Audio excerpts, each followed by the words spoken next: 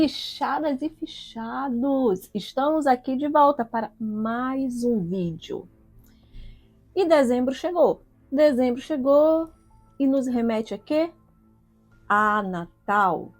Natal é tempo de alegria, de festas, onde tudo de bom deve permear os nossos sentimentos, os nossos pensamentos e as nossas vidas. Nada de ruim deveria acontecer. Realmente deveria ser assim. Mas na vida real é completamente diferente. Inclusive, para nós policiais, dezembro são tempos bem complicados, onde as ocorrências aumentam, mas nada comparado a este caso que eu vou trazer aqui para vocês. Mas antes, já sabe, me ajuda muito você que não é inscrito, se inscrever, e você que já é inscrito, também dar o like, comentar, compartilhar este vídeo. E claro que, deixa eu falar para vocês logo, né, que eu tenho outras redes sociais. Me acompanhem por lá, eu aguardo vocês também, tá? Este é um caso que atiça o interesse de diversas áreas da polícia, desde a investigativa tradicional, a investigação psicológica, a investigação técnico-científica, no caso pericial. Ele se enquadra dentro dos spree killer, onde vários assassinatos que ocorrem um atrás do outro, sem grandes espaçamentos de tempo, o que é diferente da classificação dos serial, né, killers. Por isso eu falei que nunca se imagina que algo assim vai acontecer, porque dezembro é nostalgia, é família, e quando acontece é tudo muito rápido.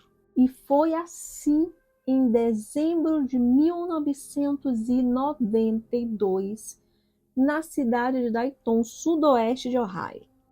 O centro de Dayton estava repleto de decorações, como todas as cidades norte-americanas. Todos estavam encantados com a iluminação da árvore de Natal na Courthouse Square.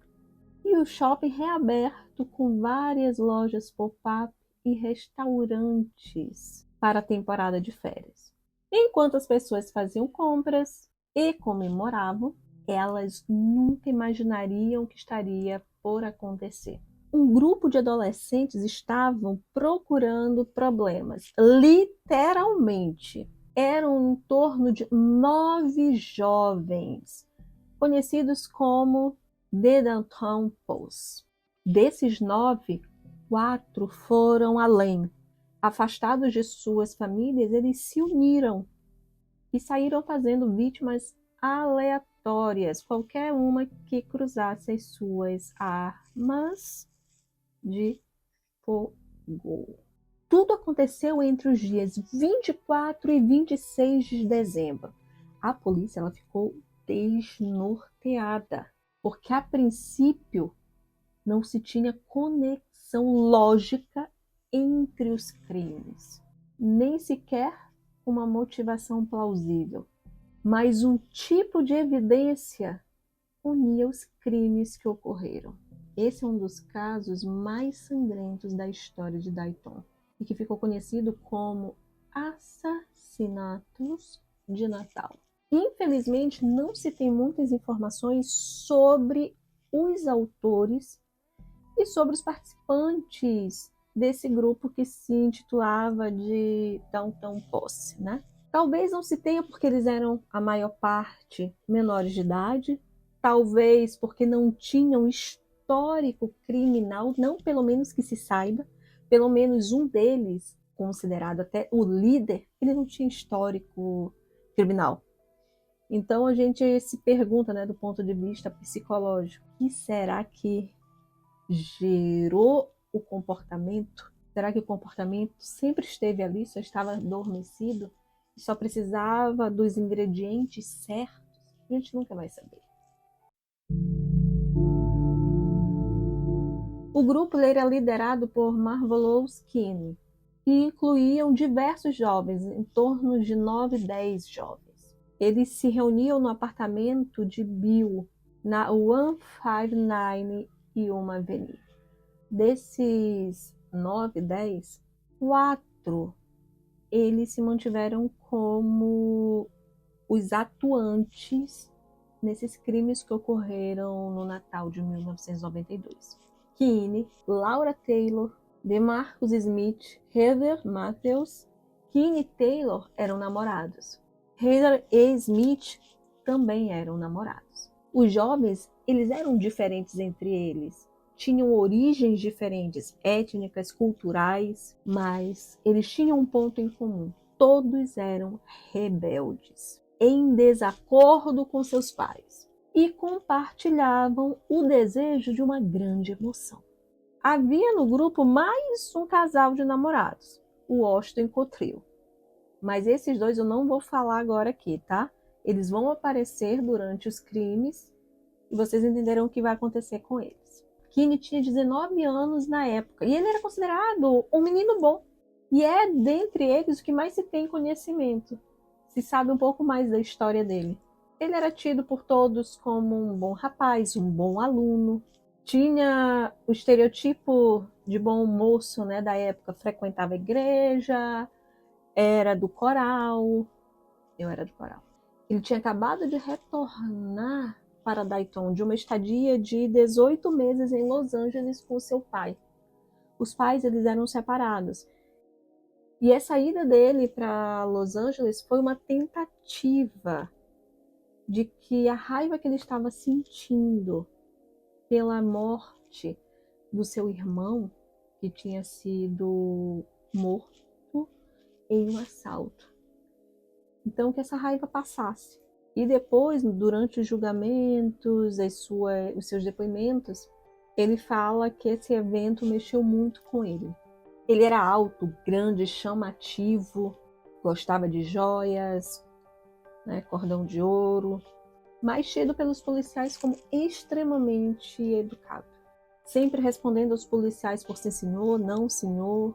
Kinney, ele foi o autor da maioria das execuções, mas apesar de ser líder do grupo, ele não foi considerado o que orquestrou todas as ações, o líder intelectual.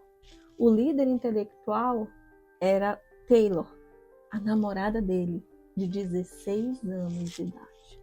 Não se tem muita coisa sobre Laura Taylor, apenas que ela foi expulsa da high school 4 meses antes, não via seus pais tinha umas 3 semanas antes do ocorrido, e que exercia um certo fascínio sobre homens mais velhos. Vocês vão entender isso ao longo do vídeo.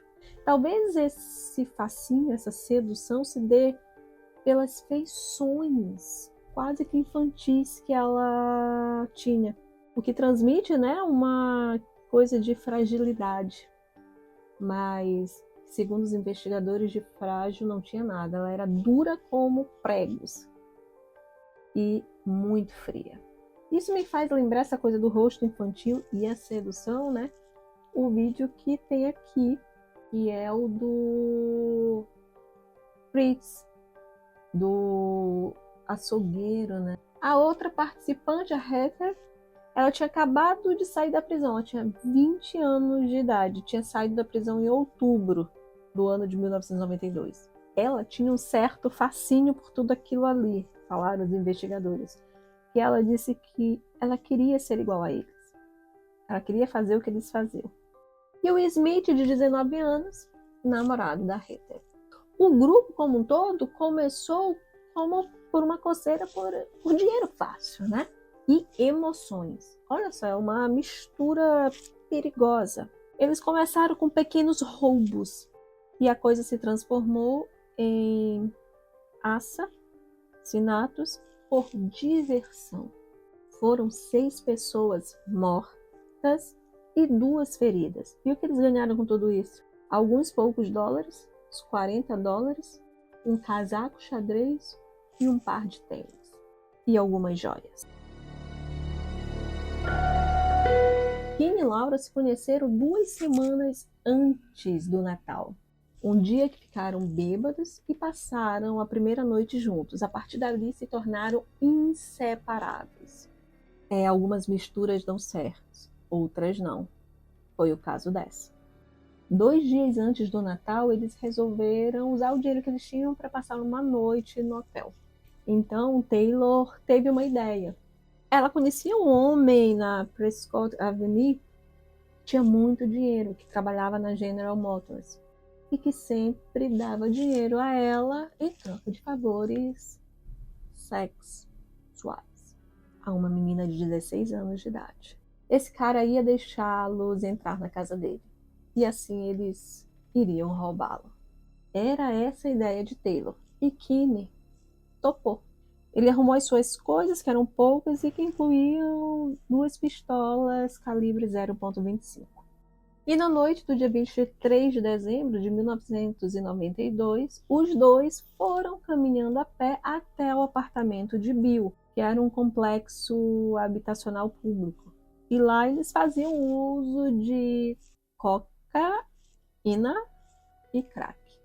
De lá, Taylor ligou para o cara que ela conhecia, Wilkerson, e prometeu a orgia. Como parte do plano, o casal recrutou a Heather para ir junto com eles. Os 3 chegaram na casa do Wilkerson, que abriu as portas e foram beber. Wilkerson e Taylor foram para o quarto. Depois de algum tempo, Kinney e Heather foram atrás. Kinney começou a fingir que ia tirar a roupa junto com a Taylor. Começou a baixar as calças. Mas em seguida vestiu e tirou a arma e apontou para o Wilkerson. E dali já ordenou que o cara se deitasse na sua cama e mandou a Taylor e a Heather amarrarem o Wilkerson lá na cama dele. Enquanto Kinney ficava de olho no Wilkerson, Taylor e a Heather fizeram a vistoria na casa, atrás de coisas que pudessem ser roubadas. Pegaram micro-ondas, TV, telefone, secador de cabelo. E o Wilkerson fez assim a besteira, que para mim é uma besteira. Tudo bem que eles poderiam até encontrar sem ele ter falado, mas ele deu de bandeja. O Wilkerson falou para Kinney que ele tinha uma arma, uma DERG calibre 32 lá no carro dele, na garagem. O Wilkerson tinha 2 carros, ele inclusive disse em qual carro estava, no Buick. O que o Kinney fez? Foi atrás, encontrou, voltou para o quarto e adivinhe o que aconteceu? O Wilkerson foi executado com a sua própria arma. Kinney usou a arma para executar o Wilkerson. Segundo os relatos dele, depois ele usou uma toalha para abafar o som, né? Para que ninguém das redondezas ouvisse. Taylor e Heather dentro de casa ouviram, né? Foram para o quarto e quando chegaram lá, o Wilkerson estava ainda balançando, tremendo os pés. Kinney entregou a Taylor a Derringer, né? Para ela finalizar. Ela não aceitou aquela arma, então Kinney deu a calibre 0.25 e com essa ela executou com um tiro na cabeça. O trio pegou o carro, o Buick, e saíram da residência do Wilkerson e queriam caçar mais vítimas. E eles entraram ali em um acordo em não falar para o restante do grupo, com exceção do Smith, que era namorado da Heather. Quando contaram para ele, ele topou fazer parte disso tudo. Foi então quando eles fizeram a segunda vítima, ainda no dia 24 de dezembro. Quando eles chegaram na Neil Avenue, eles encontraram uma garota ao telefone de 18 anos, a Danita Goulet. A Danita era veterana da Peterson High School, mãe de uma criança de 2 anos de idade, e era uma completa estranha aos 3. Smith e Kinney tiraram as suas armas e Smith forçou a Danita, sob a mira da arma, a entregar os seus sapatos. E então os dois atiraram nela. Smith levou os sapatos e a jaqueta de Danita. No local ficaram 5 invólucros de munição, né? A polícia ela foi acionada naquele dia, né? O corpo investigativo que estava de plantão passou a acompanhar todos os casos subsequentes, foi a mesma equipe. Quando eles chegaram, o corpo estava estendido, né, ali na cabine telefônica ao chão, com 5 lesões de entrada por arma de fogo. E estava ao chão, além das manchas de sangue, as cápsulas das munições. Então esse ponto aqui ele já é um detalhe importantíssimo. Por quê? Ali não se tem nenhuma informação, não se tinha nenhuma testemunha, nenhuma descrição de como eram os autores. Então, as cápsulas, elas poderão ou não fazer um link aos crimes subsequentes, né? No caso, em Danita, eles usaram a Blazer, calibre 0.25. Depois do depoimento, eles falaram que ela implorou para que eles não atirassem nela. E mesmo assim eles atiraram. Mas os crimes não terminaram por aí. Dia 24 de dezembro ainda não tinha acabado. Eles foram para o apartamento do Bill e estavam eufóricos, né? Eles queriam emoção, sendo que Taylor tinha dito inicialmente lá atrás que eles estavam procurando drama. Foi bem mais que drama, né? E aí eles estavam no modo festa. O Bill não estava lá, mas a maioria da gangue estava presente, incluindo um casal, o Andy Cottrell e o Washington. O Andy de 16 anos e o Washington de 18. Na ação de Danita, a Heather não estava presente. Ela já estava no apartamento do Bill. E lá teve uma briga entre ela e um ex-namorado dela, o Jeffrey Wright. O Wright tinha ido ao apartamento procurando a Heather e puxando a garota pelos cabelos até o quarto. Foi mais ou menos nesse momento que Taylor, Smith e Kim chegam ao apartamento. E aí o Smith vai até o quarto, né? E começa a briga com o Jeffrey. Smith ainda estava de posse da Blazer calibre 0.25 de Kinney e expulsou o Jeffrey do apartamento de Bill, do andar de cima a baixo, e foi atirando nele. O Wright ele caiu e ele se fingiu de morto, enquanto o Smith descarregava a arma nele, né? Mas ainda assim Jeffrey sobreviveu. Baleado 4 vezes na perna, depois que o Smith saiu, ele conseguiu levantar e cambaleando. Ele foi até um vizinho que o socorreu. E, claro, ele foi levado à delegacia para prestar depoimentos sobre o ocorrido. Não se sabe, mas acredita-se que esse incidente tenha feito a Taylor pensar na morte seguinte, a do seu ex-namorado, porque ele tinha dinheiro. E a próxima vítima seria feita no dia 25 de dezembro de 1992, uma sexta-feira. Ele era Rickmond Maddox, 19 anos. Taylor liga para ele e consegue persuadi-lo a saírem juntos para irem a um hotel. Quando Taylor entra no carro de Maddox e os dois saem, Maddox vê pelo retrovisor um carro atrás.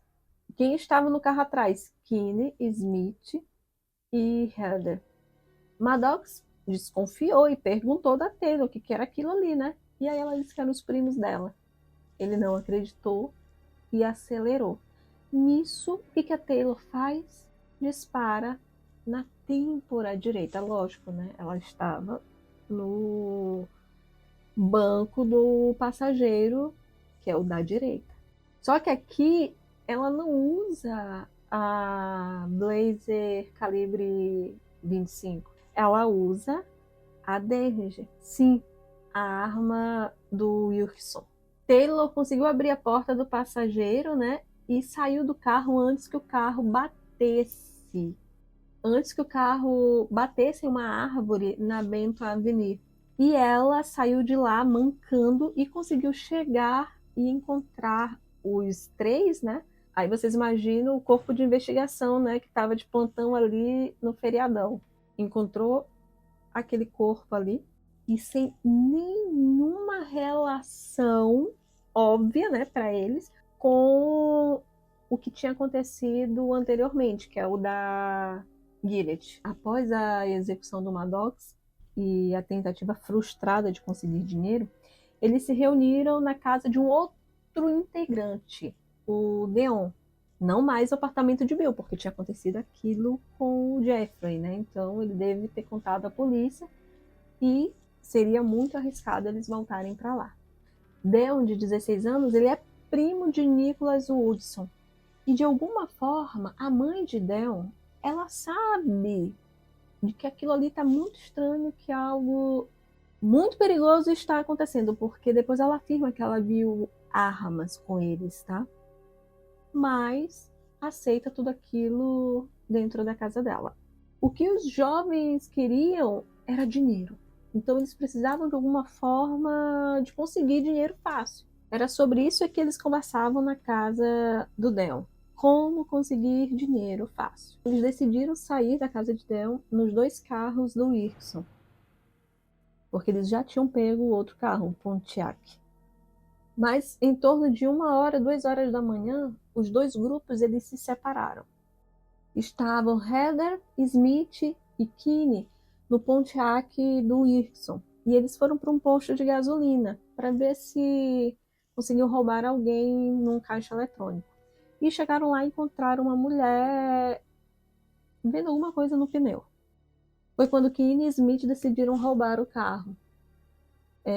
E, claro, né, ameaçando com a arma, conseguiram fazer isso. Só que não atiraram na dona desse carro. A Kate Henderson, ela conseguiu fugir antes de qualquer coisa acontecer. E aí levaram o carro dela, um Dodge. Kenny e Smith partiram no Dodge e a Heather ficou com o Pontiac do Wilson. E aí depois encontraram o restante do grupo, no Buick do Wilson também. E aí que eles decidiram que tinham que roubar uma loja. E foi Taylor que escolheu o local. Um pequeno lugar na West 50th Street, o Shortstop Mini Market. E tinham apenas 2 pessoas trabalhando lá. Então era isolado e fácil. Taylor foi a primeira a entrar no lugar e o plano era que se ela demorasse alguns minutos lá dentro era porque estava tudo limpo e eles podiam entrar. Nesse dia, Sarah Abram estava trabalhando no caixa. O empreendimento era familiar e ela estava de férias. E ela foi ajudar a família. E ela tinha uma filha de 11 anos. Taylor comprou um chiclete, depois caminhou até a parte de trás e tirou um suco de frutas da geladeira, né? E perguntou para Sarah quanto custava. E Sarah respondeu 35 centavos. Taylor só tinha 34 centavos. E aí ela foi até um senhor que estava lá de 71 anos e pediu para ele 1 centavo. E ele gentilmente deu a ela. Jimmy Thompson era um cliente regular, estava sempre lá. E estava com ele o ajudante dele. Foi nesse momento que entrou Kinney Smith. Eles foram até Sarah pedir o dinheiro que estava ali e ela deu o que tinha, $44. Eles queriam mais, mas não tinha. E aí o que eles fizeram? Eles começaram a atirar. E atiraram em todos que estavam lá. A Sarah ela ainda foi socorrida para o hospital, mas ela veio a falecer dias depois. Felizmente, Thompson e o seu ajudante, eles sobreviveram. E aí eles puderam ser testemunhas. E eles descreveram para a polícia as fisionomias dos jovens. Então aqui é a primeira vez que a equipe investigativa vai ter elementos que caracterizam os autores, elementos físicos, né? Identificadores. Atualmente nós temos nas cidades câmeras, né? Por isso a necessidade de tantas câmeras e câmeras com boa qualidade, mas naquela época não tinha. Então eles precisavam do acaso, da sorte de se ter testemunhas. O mesmo esquadrão de investigadores que tinham trabalhado no caso da Anita, no caso Maddox, agora estava no caso do Short Market. Quando eles chegaram, a bagunça era assustadora. E foi quando os investigadores encontraram elementos interessantíssimos, bons vestígios, as cápsulas das munições. E nesse caso aqui era a da Blazer calibre 0,25. A mesma utilizada em quem? Danita, no dia 24 de dezembro. Só que eles não podiam dizer, afirmar que eram as mesmas. Então eles só ficaram, opa, acendeu aquela luzinha, né? Então é hora da polícia técnico-científica. Vamos enviar para a equipe de cientistas forenses para comparar. Entretanto, mesmo sem a comparação balística nas mãos, a equipe de investigadores tinha bons elementos, a descrição dos autores e do carro de fuga, que era um Pontiac azul. E o que chamou a atenção dos investigadores era que não havia nenhuma denúncia de roubo de nenhum Pontiac azul. E aí que a gente tem algo interessante. A ausência de alguma coisa também diz, tá? Fala muito a ausência de elementos, a ausência de denúncias, a ausência de qualquer coisa também pode ser indicativo de algo.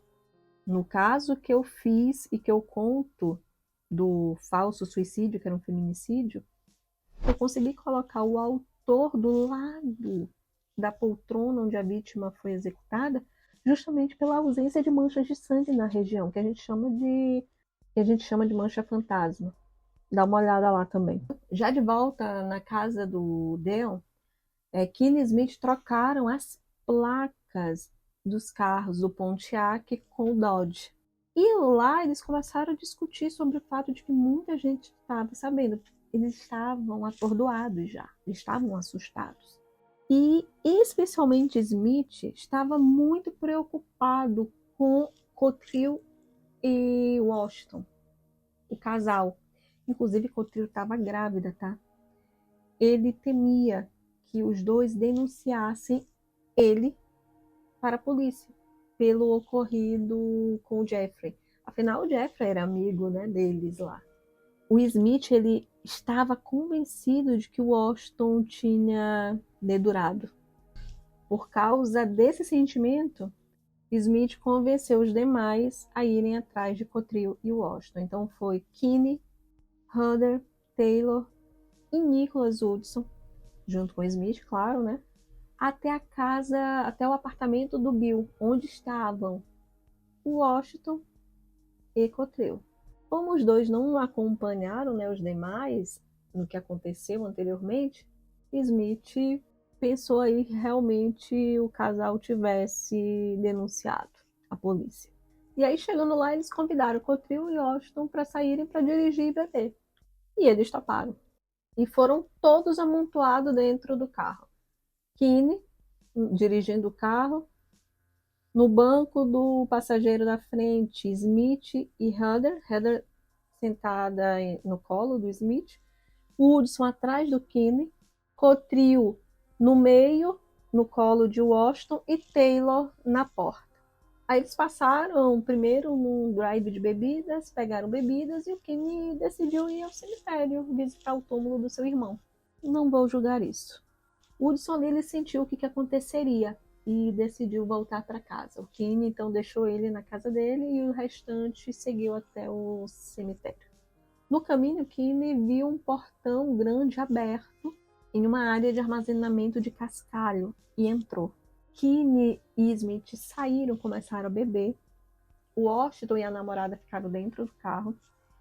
Keane pediu para eles dois saírem. E aí, quando eles saíram, Keane já estava com a arma em mãos. Segundo eles relataram depois, né, os dois afirmaram que não tinham feito nenhuma denúncia. E realmente não fizeram. Mas eles não foram poupados. Keane atirou em Cottrell e Smith em Washington. Mas uma denúncia foi feita sim, não por parte do casal. Naquele dia, Nicholas Woodson decidiu denunciar, porque ele já estava com medo de que acontecesse com ele também. Ele ligou para a equipe de homicídios e afirmou que tinha informações seguras para eles.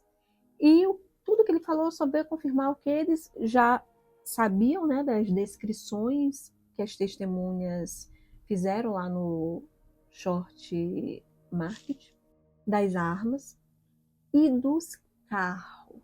A polícia só tinha o Pontiac azul.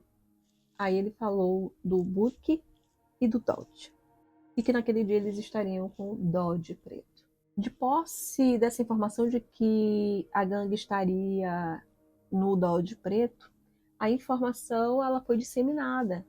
Nesse mesmo dia, um sargento que estava na rua, ele avistou um Dodge preto com as características do carro roubado que a gangue estaria em posse. E o que mais chamou a atenção a ele é que aquele carro nunca tinha sido visto no bairro. O sargento John Huber pegou a placa e entrou em contato com o sistema para puxar as características daquela placa, né? E não batia com o Dodge, mas sim com o Pontiac. E aí, veterano, né? Já 16, mais de 16 anos aí, ele percebeu o quê? Que as placas tinham sido trocadas. E aí já avisou por rádio as equipes que estavam na rua. Logo em seguida, as equipes que estavam na rua conseguiram interceptar o Dodge e render quem estava dentro, com exceção de um, Smith, que conseguiu fugir. Os suspeitos, eles saíram devagar e calmamente, eles relataram, tá? E foi encontrado dentro do carro a Blazer calibre 25. Depois, os investigadores afirmaram que o Kinney relatou que a Taylor ordenou que ele atirasse contra o sargento. Só que o Kinney não acatou a ordem. Kinney ele estava usando um colar de ouro delicado da Wendy Cottrell, a jaqueta da Danita, e tinha em um dos bolsos uma faca da coleção do Wilson. Não demorou muito para que alguém fizesse a denúncia de que o homem que fugiu ali do Dodge preto tivesse ido para o endereço da Sandra Pinson, certamente algum vizinho. A equipe de homicídios foi até a casa da Sandra, chegando lá perguntou se tinha mais alguém lá. Ela disse que não. Os detetives já estavam dentro da casa e aí eles ouviram passos. Foi quando eles encontraram um rapaz negro vestindo calças verdes, sem camisa e sem sapatos. E aí eles perguntaram quem era ele, né? E ele respondeu, Del. A mulher não disse nada. E a equipe perguntou se podiam verificar o restante da casa. A Sandra disse que sim. E no andar de cima, os detetives encontraram o namorado de Sandra. E ele falou para os detetives que o cara de calça verde não era Del, o filho da Sandra, mas sim Smith, a pessoa que eles estavam procurando. Então os detetives prenderam Smith e fizeram com que ele tirasse os seus pertences dentro do armário. Entre os itens que Smith tirou estavam os tênis fila da Danita. Sandra falou para os detetives que os integrantes da gangue estavam morando ali na casa deles. Eles ficavam ali em cima, Sandra e o namorado, e não desciam porque eles tinham medo, porque eles sabiam que a gangue estava armada. O filho dela, quando os investigadores perguntaram, ela falou que ele estava preso por uma infração de trânsito, por dirigir um carro roubado, o Buick vermelho. De quem? Do Irks. E foi assim, com as multas de trânsito do filho da Sandra Deon, né, que estava preso, eles chegaram ao endereço do dono do carro, ao endereço de Joseph Wilson. E aí eles foram até a casa do Joseph, chegaram lá, não tinha sinais de arrombamento, óbvio, viram que a casa estava revirada e chegaram ao cômodo onde o corpo do Joseph estava lá, já em estado, né, um certo estado de decomposição. Inclusive aqui eu tenho vídeos sobre fases da decomposição, tá? Lembrando que as fases da decomposição, elas mudam de acordo com a temperatura e outros fatores, tá? Mas esse vídeo é um vídeo muito bom e explicativo para você entender como é que acontece. No dia 27 de dezembro, Os investigadores, eles recebem um telefonema falando dos corpos que estavam lá na área de armazenamento de Cascalho. Aí eles vão lá e encontram o Cottrell e o Washington. Cottrell com 2 lesões de entrada, uma na boca e outra na orelha, sem sapatos, ela estava de costa, o casaco aberto e os bolsos puxados para fora. E perto da cabeça dela tinham as cápsulas da Blazer calibre 25. Próximo a ela estava o Washington, também de costa, com lesão na cabeça e várias lesões na lateral do corpo, né? E também com cápsulas de calibre .25. Lembrando que o Kinney, lá no início, lá no hotel, quando ele pega as 2 pistolas, são 2 Blazer calibre .25, tá? Então, esse caso, ele foi brutal. E o que mais chocou os investigadores, além dos crimes em si, foi a frieza de Taylor. Foi ela que planejou o roubo à casa do Wilson. Kinney deu o primeiro tiro, mas foi ela que finalizou, né, o Wilson. Foi ideia dela e ela que executou o seu namorado, Maddox. Foi a ideia dela o assalto ao Short Market.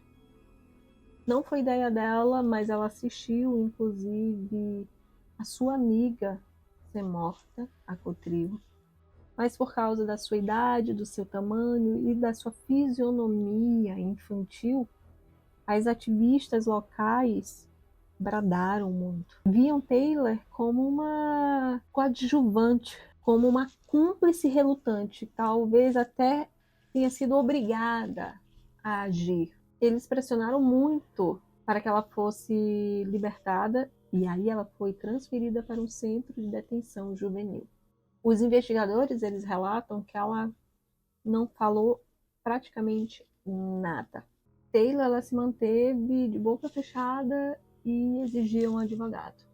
Os demais, todos foram interrogados em salas diferentes. Kinney, Smith e a Heather, eles se voluntariaram com quase tudo. Só não falaram sobre Cottrell e Washington. Quem já veio confirmar a questão da Cottrell e do Washington foi Taylor. E ela revelou o que aconteceu não para os investigadores, mas para um pastor, um padre, algo assim, que foi visitá-la, porque ficou muito preocupado com o fato de ela ter 16 anos de idade, uma jovem, tão jovem. E aí, durante a visita, ela falou sobre Cottrell e Washington, né? Os corpos que a polícia já tinha encontrado com a denúncia telefônica. Kinney, ele foi julgado e condenado à pena de morte e foi executado em 2009. Já os demais, eles foram julgados e tiveram como pena prisão perpétua. A Heather, ela não executou ninguém, mas ela participou ativamente dos crimes, né? Dando suporte, além de realizar os roubos. Taylor e a Heather, elas estão cumprindo a pena no reformatório para mulheres em Ohio, e Smith está cumprindo a pena dele em um outro instituto. Kinney, ele não lutou contra a decisão da pena de morte por injeção letal. E ele tinha direito a uma audiência de clemência, mas ele instruiu a seus advogados que não apresentassem nenhuma evidência a favor dele, porque ele não queria causar uma dor adicional à sua família e nem às famílias das vítimas. E assim ele foi executado em 2009. A sua última refeição foi bem extensa. Foi um bife porterhouse com molho bem diferente lá, 1 quilo de camarão jumbo, batatas fritas, anéis de cebola com ketchup, pãezinhos, manteiga, 2 ameixas, uma manga, 1 quilo de uvas brancas sem sementes, bolo de chocolate alemão, 2 Pepsis e 2 garrafas de um outro refrigerante lá. As suas últimas palavras foram: não tenho palavras. E assim eu finalizo esse vídeo aqui.